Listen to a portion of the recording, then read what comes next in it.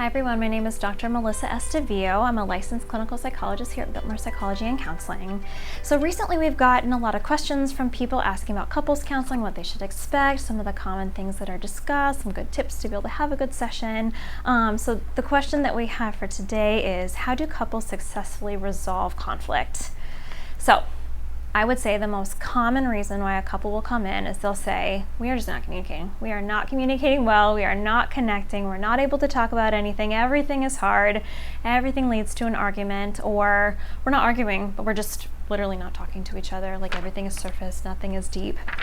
And so, again, I think that is a common presenting concern. And so how do we successfully resolve conflict? I think one of the first steps is looking at what are some of the communication patterns that are happening within the relationship. There are some therapists that will work on specific kind of communication techniques, saying I statements versus you statements, one that's able to present some ownership, I feel hurt versus you hurt me. Some of those adjustments can be really helpful. But I would say in the work that I do, I typically find pretty quickly that the problem is not necessarily that the couple can't communicate. In fact, typically we're able to rewind back and go, hey, there was a time in which you guys communicated really well and overcame a lot of significant conflict, and were able to navigate your way through really complex kinds of things. Or hey, you're in a really pretty major role in your job and you're able to communicate and lead large groups of people. The problem is probably not that you've just all of a sudden completely lost your ability to communicate, that part of your skill set just fell out of your head and all of a sudden didn't work. And so I think a second step that we tend to look at is understanding this kind of big word that we call detachment needs.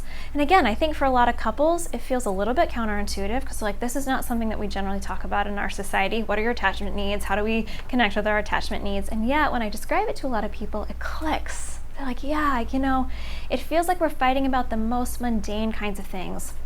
The fact that you're not helping me with parenting kinds of tasks, or I'm trying to talk to you and it doesn't really feel like you really care about some of the things that are concerning to me. And at the heart of it, if we don't feel emotionally safely and securely loved, valued, cared for, like our needs matter to the other person, like when we're distressed or hurt, that bothers the other person, that in and of itself is the main reason why we're having disconnection. And so in terms of, again, how do we resolve conflict, one of the first things that I tend to look at is what's the kind of pattern of disconnection? When you feel hurt, do you attack that person? Do you come after them? Do you advocate for your needs? Do you escalate if you feel misunderstood? Or do you maybe take another role where you're like, I'm going to kind of shut down, I'm going to meet my own needs, I'm not going to rely on you for help, I'm not going to trust that you're actually going to be there for me, I'm going to pull away and just kind of like pull into myself. And so we look at, okay, this is the pattern that you guys fall into when you're feeling hurt and disconnected.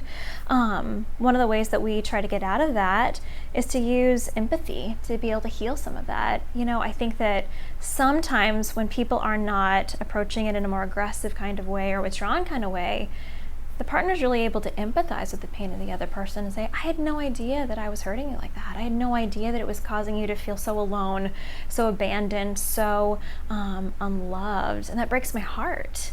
And so just that simple act of empathy can actually go a long way to be able to heal some of those attachment injuries and places of disconnection. And then there's a lot more room. I've seen a lot of couples be able to find better resolution to say, you know what, I have a great solution. I think we'll do XYZ. These are the things that I'm going to do differently. When it doesn't feel like it's coming from a place of your character being attacked, many people are a lot more open to change because they don't feel like it's a mark that they're a failure or that they totally screwed up. And so in a way, it's kind of a complicated answer that usually when we're having a lot of conflict, it's not the surface level stuff that we think. We're not actually arguing about dishes in the sink or the fact that you forgot to call me when you were 5 minutes late.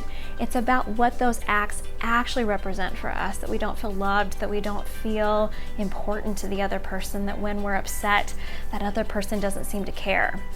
So that's the way that we connect with some of those deeper needs, and when met, usually conflict is much easier to resolve, and couples might not even have conflict at all. So again, that's kind of a long-winded answer to be able to say that's the way we typically approach conflict resolution in couples counseling. Thank you.